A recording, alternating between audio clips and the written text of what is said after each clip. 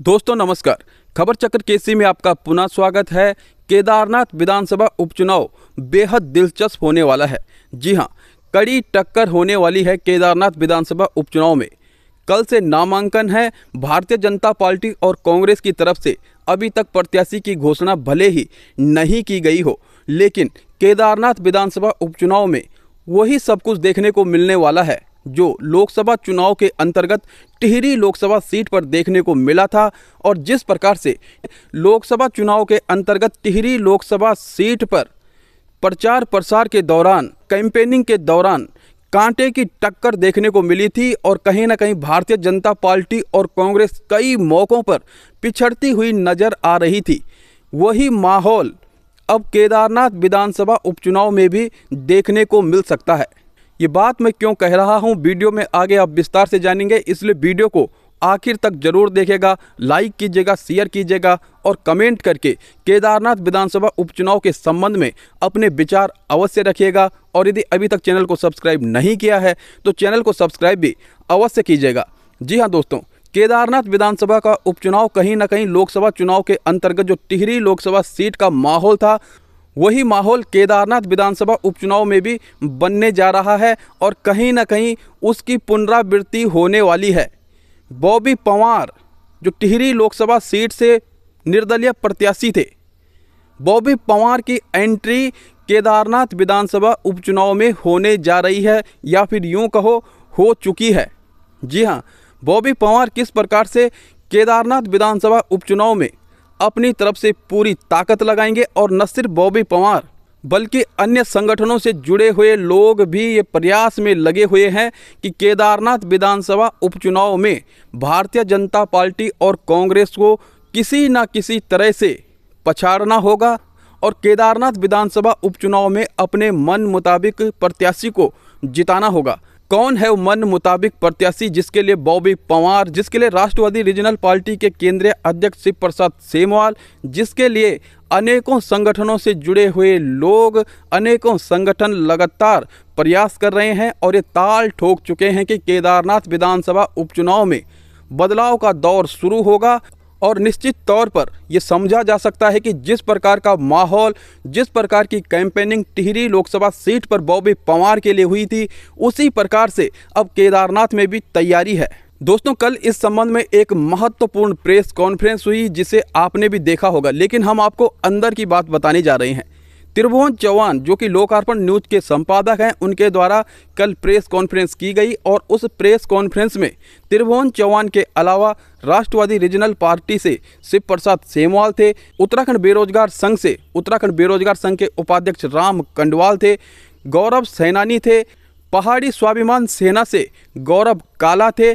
इसके अलावा अनेक दलों के लोग वहां पे उपस्थित थे और सबका एक ही लक्ष्य था, एक ही उद्देश्य था, किसी तरह से केदारनाथ विधानसभा उपचुनाव में भारतीय जनता पार्टी और कांग्रेस को पछाड़ते हुए एक नई शुरुआत करनी होगी और इसी से उत्तराखंड के हितों को, उत्तराखंड की आवाज़ को, उत्तराखंड के मुद्दों को, उत्तराखंड की मांगों को मनवाया जा सकता है। हालांकि बॉबी पंवार कल की प्रेस कॉन्फ्रेंस में उपस्थित नहीं थे, लेकिन बॉबी पंवार की गैर मौजूदगी में भी बॉबी पंवार की चर्चा थी और बॉबी पंवार का पूरा समर्थन त्रिभुवन चौहान को है। त्रिभुवन चौहान जो कि निर्दलीय प्रत्याशी के रूप में केदारनाथ विधानसभा उपचुनाव से ताल ठोकेंगे। देखना होगा कि कब उनका नामांकन होगा और नामांकन प्रक्रिया पूरे होने के बाद वो निर्दलीय प्रत्याशी बन जाएंगे। जिस प्रकार से बॉबी पंवार ने लोकसभा चुनाव के अंतर्गत अपना नामांकन 22 मार्च को किया था और 22 मार्च से 19 अप्रैल तक, यानी मतदान से पहले तक, जिस प्रकार से पूरे टिहरी लोकसभा क्षेत्र में बॉबी पंवार के लगातार चर्चे थे और बॉबी पंवार ने जो अपनी टीम बनाई हुई थी और जो टीम बॉबी पंवार के लिए काम कर रही थी, यकीनन वो हर किसी ने देखा और उसके चर्चे न सिर्फ उत्तराखंड में रहे बल्कि पूरे भारत में।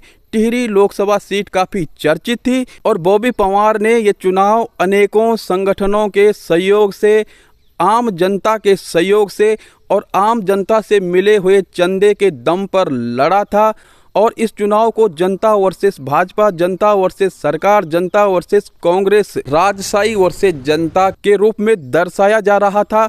और वही माहौल अब केदारनाथ विधानसभा उपचुनाव में बनने जा रहा है और उसी प्रकार की तैयारी चल रही है, उसी प्रकार से ताल ठोका जा रहा है।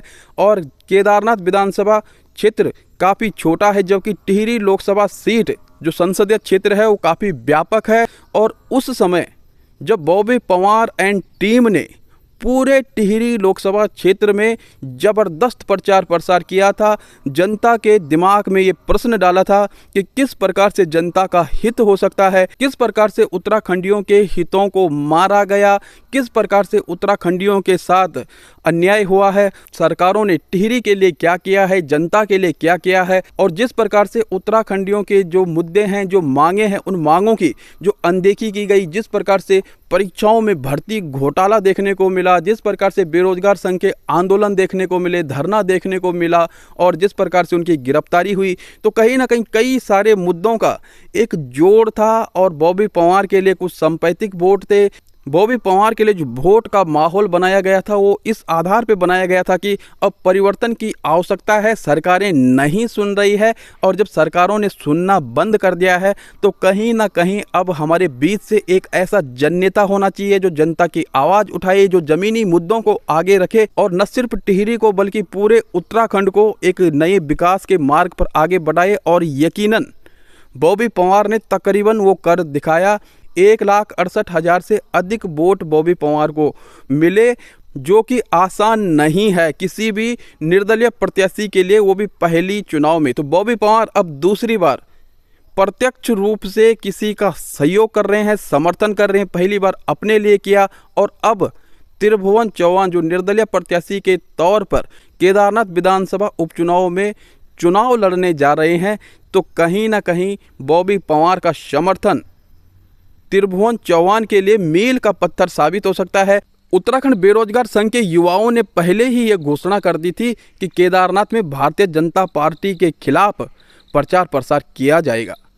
और भारतीय जनता पार्टी के खिलाफ जो प्रचार प्रसार होगा, जिस प्रकार से उत्तराखंड बेरोजगार संघ के युवा अपने जोश और जुनून के लिए जाने जाते हैं, जिस प्रकार की कार्यशैली उनकी है, वो कहीं ना कहीं भारतीय जनता पार्टी के लिए मुसीबत खड़ी कर सकता है। बॉबी पवार के समर्थक केदारनाथ विधानसभा सीट में भी काफ़ी संख्या में हैं। और बॉबी पवार आज उत्तराखंड में वो चेहरा है जिस पर लोग विश्वास करते हैं, जिसे लोग अपने भावी नेता के रूप में देखते हैं, और जिसको देख करके जनता ये समझती है कि कहीं ना कहीं बॉबी पवार को चांस मिलना चाहिए। और जिस प्रकार से 2027 विधानसभा चुनाव के लिए उत्तराखंड के युवाओं ने एक संकेत दिया है कि 2027 विधानसभा चुनाव में युवा मैदान में उतरेंगे, तो कहीं ना कहीं केदारनाथ से इसकी शुरुआत मानी जा सकती है। भारतीय जनता पार्टी और कांग्रेस आपस में उलझी हुई है, अभी तक प्रत्याशियों की घोषणा नहीं हो पाई है। उम्मीदवारी कई लोग कर रहे हैं टिकट के लिए, चाहे वो भाजपा हो चाहे वो कांग्रेस हो। टिकट सिर्फ एक को मिलेगा, और जिन्हें टिकट नहीं मिलेगा कहीं वो बगावत ना करें, कहीं वो बागी ना बने, ये भी डर पार्टियों को सता रहा है। वहीं त्रिभुवन चौहान ने सबसे पहले ताल ठोक दिया है, निर्दलीय प्रत्याशी के रूप में वो चुनाव लड़ेंगे। और देखना होगा केदारनाथ की जनता किस प्रकार से त्रिभुवन चौहान पर विश्वास जताती है, किस प्रकार से त्रिभुवन चौहान केदारनाथ की जनता का दिल जीत पाते हैं या अभी तक कितना जीता हुआ है, और किस प्रकार से आगे बॉबी पवार इस चुनाव में अपनी भूमिका निभाएंगे, किस प्रकार से जो अन्य दलों से जुड़े हुए लोग हैं, चाहे वो सामाजिक दल हों चाहे वो राजनीतिक दल हों, अनेकों लोगों की भागीदारी एक साथ जुड़ करके त्रिभुवन चौहान के पक्ष में आगे आ रही है। और कहीं ना कहीं मीडिया से होने के कारण त्रिभुवन चौहान ने क्षेत्र में काफ़ी लोकप्रियता भी बनाई हुई है। हालांकि मुकाबला सीधे सीधे भारतीय जनता पार्टी और कांग्रेस के बीच में देखा जा रहा है, लेकिन त्रिभुवन चौहान को भी कमतर नहीं आंका जा सकता है। यदि त्रिभुवन चौहान जीत तक नहीं भी पहुंचते हैं तो कहीं ना कहीं त्रिभुवन चौहान भारतीय जनता पार्टी या कांग्रेस के खेल को बिगाड़ने के लिए की फैक्टर साबित हो सकते हैं। और इसी पर चर्चा है, देखना होगा क्या कुछ होता है। लेकिन एक पक्ष ये भी देखा जा रहा है कि हो सकता है त्रिभुवन चौहान के द्वारा कांग्रेस के वोट काटे जाएं और त्रिभुवन चौहान की मौजूदगी से इस चुनाव में लड़ने से कांग्रेस को नुकसान हो सकता है और भारतीय जनता पार्टी सीट आसानी से जीत सकती है। त्रिभुवन चौहान के लिए जितना जोर लगाया जाएगा, जितने अधिक वोट खींचे जाएंगे, वो वोट कहीं ना कहीं कांग्रेस के अधिक होंगे। कुछ लोगों का ये मानना है और बीजेपी को आसानी होगी। केदारनाथ विधानसभा की सीट पहले भी इसी प्रकार के समीकरणों से घिरी रही। देखना होगा इस बार क्या कुछ नया होता है। लेकिन बॉबी पंवार ने उत्तराखंड में एक ऐसा संदेश तो इस चुनाव के माध्यम से जरूर दिया कि अब उत्तराखंड में युवा ब्रिगेड लीडरशिप के लिए तैयार है और न जाने कितने बॉबी अब उत्तराखंड के चुनावी मैदानों में देखने को मिलेंगे, चाहे वो बेरोजगार संघ से जुड़े हुए युवा हों या फिर अन्य संगठनों से जुड़े हुए युवा हों, चाहे वो पत्रकारिता से जुड़े हुए युवा हों। तो उत्तराखंड में अब एक ऐसी आवाज़ जरूर उठ रही है जिसके माध्यम से ये प्रयास किया जा रहा है कि उत्तराखंडियों की जो मांग हैं, जो हक हकूक़ हैं, उनके लिए निरंतर प्रयास किया जाएगा। लोकसभा चुनाव के अंतर्गत बॉबी पंवार द्वारा टिहरी लोकसभा सीट से लड़ा गया चुनाव इस दृष्टि से भी महत्वपूर्ण है क्योंकि इसमें ये मुहिम चलाई गई थी कि एक वोट एक नोट। तो यही मुहिम अब केदारनाथ विधानसभा उपचुनाव में त्रिभुवन चौहान के लिए भी निश्चित तौर पर चलाई जाने वाली है और सभी संगठनों, चाहे वो सामाजिक संगठन हो, चाहे वो राजनीतिक संगठन हो, जो त्रिभुवन चौहान को समर्थन दे रहे हैं, उन्होंने यही कहा है कि वो चाहते थे कि केदारनाथ से एक ऐसा कैंडिडेट खड़ा हो जो उत्तराखंड के हकों की बात करे और संयुक्त रूप से सभी ने त्रिभुवन चौहान का नाम आगे किया। त्रिभुवन चौहान भी स्वयं पहले इसकी घोषणा कर चुके थे और अब त्रिभुवन चौहान नामांकन करेंगे और जब नामांकन करेंगे उसकी तिथि भी वो बताएंगे। उन्होंने प्रेस कॉन्फ्रेंस के माध्यम से ये कहा। दोस्तों, आपका इस बारे में क्या कहना है, क्या सोचना है, कमेंट करके अवश्य बताइएगा। क्या त्रिभुवन चौहान भारतीय जनता पार्टी और कांग्रेस को टक्कर दे पाएंगे?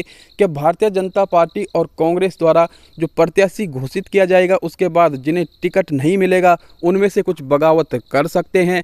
क्या त्रिभुवन चौहान के चुनाव लड़ने से कांग्रेस को नुकसान होगा या फिर भारतीय जनता पार्टी को नुकसान होगा? कमेंट करके अवश्य बताइएगा। वीडियो को लाइक शेयर जरूर कीजिएगा और यदि चैनल को अभी तक सब्सक्राइब नहीं किया है तो चैनल को सब्सक्राइब भी अवश्य कीजिएगा। मिलते हैं आपसे एक अगली वीडियो में, तब तक के लिए नमस्कार।